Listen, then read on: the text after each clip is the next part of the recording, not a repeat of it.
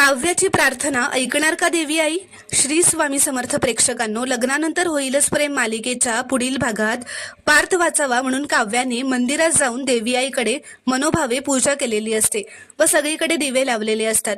ती परत जात असताना वादळ येऊन सगळे दिवे विझू लागतात.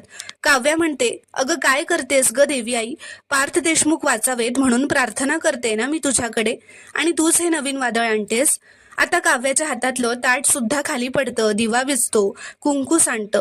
इथे पार्थचे हृदयाचे ठोके वाढलेले असतात व तो डोळे मिटतो.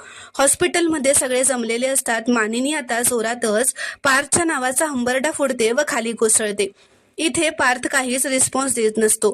त्याने डोळे मिटलेले असतात. नंदिनी खूप रडत असते. ती त्याच्या जवळ जाते व म्हणते, पार्थ प्लीज उठा, प्लीज डोळे उघडा पार्थ.